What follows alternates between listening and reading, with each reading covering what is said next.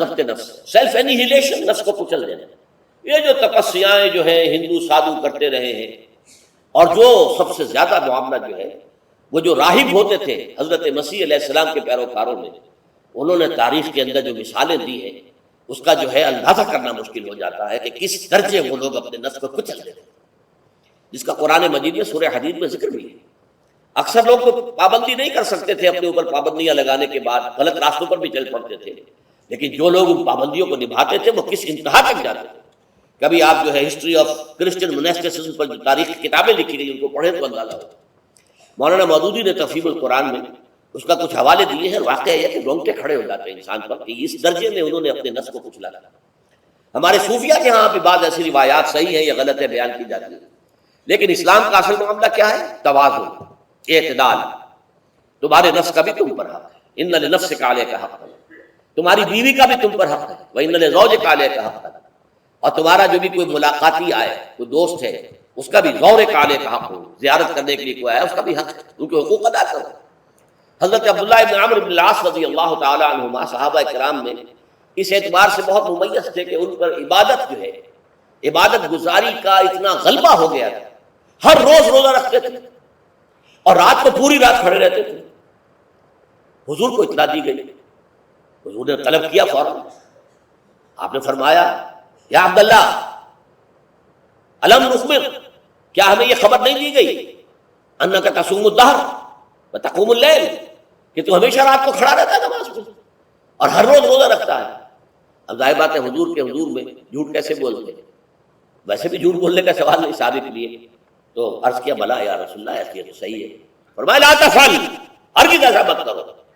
فإن لنفسك عليك حقا وإن لزوجك عليك حقا وإن لزورك عليك حقا، تمہارے نفس کا بھی تم پر حق ہے. روزہ رکھو بھی اور افطار بھی کرو.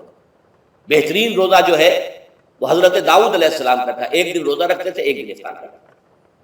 لیکن یہ ہے کہ آپ ہفتے میں 2 دن روزے حضور کے ہیں، سوموار کو اور جمعرات کو، مہینے میں 3 روزے یہ ہیں. اس میں گویا کہ سنت پر عمل بھی ہو جائے گا. لیکن یہ کہ ہمیشہ روزہ رکھنا، بلکہ یہاں تک کہا گیا ما صام من صام الدہر، جو ہمیشہ روزہ رکھتا ہے اس نے کوئی روزہ رکھا ہی نہیں. کیا مطلب؟ یہ تو اس نے اپنی ہیبٹس بدل لی. ہیبٹس ہو گئی ہیں یہ کہ سارا دن بھر نہیں کھانا، صبح کھانا شام کو کھانا، بس. یہ تو اس نے اپنی ہیبٹ بدل لی ہے، روزہ ہیبٹ بن گیا اس کا. ما صام من صام الدہر، جس نے ہمیشہ روزہ رکھا اس نے کوئی روزہ رکھا ہی نہیں. اس لیے کہ روزہ تو در حقیقت اس شخص پر شاخ گزرتا ہے جس کو عادت ہے دن میں کھانا کھانے کی. اس کو دن کے اندر 3 کھانے کھانے کی عادت ہے، تبھی تو وہ شاخ گزرے گا. اگر وہ عادت ہی آپ نے بدل لی ہے تو ظاہر بات ہے کہ پھر روزے کی جو برکت ہے وہ تو ظاہر نہیں ہوگی.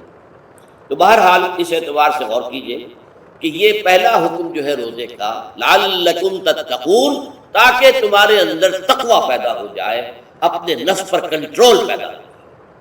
اس کو یوں سمجھیے کہ یہ ایک بڑا منہ زور گھوڑا ہے ہمارا جو نفس ہے، ہمارا جو جسم ہے، حیوانی نظام. اس پر ہماری خودی یا ہماری انا یا ہماری ایگو یا ہمارا سیلف یہ اس پر حکمران ہے. اس کا گھوڑے کا سوار ہے. اب اگر گھوڑا منہ زور ہے اور سوار کے قابو میں نہیں ہے تو کیا نتیجہ نکلے گا؟ اب وہ گھوڑے کے اختیار میں ہے، سوار صاحب کی جان جو ہے وہ جا کر پٹک دے کہیں، کسی کھائی میں گرائے، کسی اور جگہ گرائے، وہ تو گویا کہ اس کے رحم و کرم پر ہے. ہاں اگر سوار تکڑا ہے اور سوار نے جو ہے گھوڑے کو قابو میں کیا ہوا ہے، اس کی رانوں میں بھی جان ہے، دبایا ہوا گھوڑے کو اپنی رانوں کے درمیان، تو ظاہر بات ہے کہ اب یہ گھوڑا جو ہے بہت بڑی ایسٹ ہے اس کے. اب گھوڑا ادھر جائے گا جدھر سوار لے جانا چاہے گا. سوار اپنے مقصد، اپنی منزل تک پہنچے گا گھوڑے کے ذریعے سے. اور اگر برعکس ہے جیسا کہ میں عرض کر چکا ہوں تو وہ سوار جو ہے وہ گھوڑے کے رحم و کرم پر. یہی معاملہ ہے. ہماری خودی یا ہماری انا یا ہمارا ایگو یہ در حقیقت یہ راکب ہے، اور ہمارا وجود حیوانی یہ مرکب ہے، یہ گھوڑا ہے.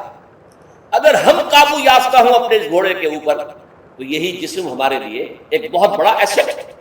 ہاتھوں سے نیکی کمائیں گے، پاؤں سے نیکی کمائیں گے، آنکھوں سے نیکی کمائیں گے، کانوں سے نیکی کمائیں گے، یہ ساری نیکیاں کمانے کا ذریعہ بن جائے گا. تلاوت قرآن سن رہے ہیں تو کانوں کی نیکی ہو رہی ہے، قرآن دیکھ کر پڑھ رہے ہیں تو آنکھوں کی نیکی ہو رہی ہے. یہ سارے ہمارے اعصاب، ہمارے تمام اعضاء و جوارح نیکی کا ذریعہ ہے. لیکن اگر کہیں یہ ہمارا نفس امارہ، ایڈ اور لیبیڈو ہم پر قابو پا لے تو پھر ہم اس کے رحم و کرم پر ہیں. پھر وہ ہمیں جس کھائی میں چاہے گا گرا دے گا۔ تو اس اعتبار سے روزہ مجرد ابھی روزے کی بات ہو رہی ہے، وہ روزہ خاص طور پر کہ جس کا حکم پہلے دیا گیا ایام معدودات، اس کے بارے میں اس کی حکمت، مجرد روزے کی حکمت کیا ہے؟ ضبط نفس۔ اسی ضبط نفس کا دوسرا نام تقویٰ ہے۔ آپ اپنے نفس پر قابو یافتہ ہیں اور پھر اللہ کے سامنے جھک رہے ہیں، یہ ہوئی نا اصل بات۔ آپ اللہ کے سامنے تو جھک رہے ہیں، اے اللہ میں تیری ہی بندگی کرتا ہوں اور کروں گا، نفس پر قابو ہے ہی نہیں، تو آپ کا یہ کہنا مہمل ہو جائے گا، نفس کا تقاضا ابھرے گا اور آپ اس کے آگے ہاتھ جوڑ کر کھڑے ہو جائیں گے۔ تو گویا کہ جو آپ نے کہا تھا ایاک نعبد و ایاک نستعین، اس کی پیروی کرنا، اس کو پورا کرنا، اس کا تقاضا بجا لانا آسان کام نہیں ہے۔ جو بھی گویا مسلمانوں بلرزم کہ دانم مشکلات لا الہ الا، جب میں کہتا ہوں کہ میں مسلمان ہوں تو میں مجھ پر کب کب اتاری ہوں، اس لیے کہ مجھے معلوم ہے کہ لا الہ کہنے کا مقصد کیا ہے، مطلب کیا ہے، اس کے تقاضے کیا۔ تو روزہ مجرد روزے کی غرض و غایت تقویٰ یا ضبط نفس، یعنی سیلف کنٹرول، اور اس سیلف کنٹرول کے ساتھ اپنے پورے وجود کو اللہ کے سامنے جھکا دینا، یہ عبادت ہے۔ اب آئیے اس عبادت کے لیے، روزے کے لیے رمضان کا مہینہ کیوں منتخب کیا گیا بالآخر؟ پہلے تو وہ ہر مہینے کے 3 دن تھے، بالآخر مستقل تا قیام قیامت اور رمضان کا مہینہ ہے۔ اس کی علت کیا ہے؟ ظاہر بات ہے کہ سارے 12 مہینے اللہ ہی کے ہیں، ہفتے کے سارے دن اللہ ہی کے ہیں، دنوں میں سید الایام جمعے کا دن ہے، مہینوں میں سید الاشہر، یہ جتنے مہینے ہیں ان میں سردار جو ہے مہینوں کا وہ رمضان مبارک ہے۔ کیوں؟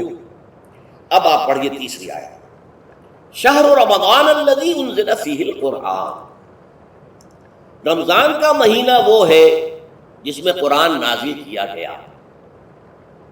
اور اس کی مزید کیا ہے تشریح کہ رمضان ہی میں وہ لیلۃ القدر ہے جس میں قرآن نازل کیا گیا۔ اب یہاں 2 چیزیں علیحدہ علیحدہ سمجھ لیجیے۔ ہمیں معلوم ہے کہ قرآن حضور پر نازل ہوا 32 برس میں، نہیں 22 برس میں، 610 عیسوی سے لے کر اس موضوع پر آج شام کو تقریر ہوگی انشاءاللہ مفصل تعارف قرآن کے ضمن میں، بعد نماز عشاء قرآن اکیڈمی کی مسجد میں، کیونکہ معلوم نہیں کہ آج چاند ہو جائے گا یا نہیں ہو جائے گا، لہذا دورہ ترجمہ قرآن کل سے شروع ہوگا، اور آج جو ہے تعارف قرآن اور سورہ فاتحہ کا کچھ مفہوم میں بیان کروں گا تاکہ یہ کہ رمضان مبارک کے لیے تمہید ہو جائے۔ پھر اگر چاند ہو گیا تو چھوٹی چھوٹی صورتوں کے ساتھ ہم تراویح مکمل کر لیں گے، ترجمہ قرآن کے ساتھ تراویح کل سے شروع۔ بہرحال اس ضمن میں رمضان کا چناؤ جو ہوا ہے تو یہ ترجیح بلا مرجح نہیں ہے، ایسے ہی نہیں کہ یوں ہی اس کو ترجیح دے دی، اس کی حکمت ہے، غایت ہے، علت ہے، اس کا سبب ہے۔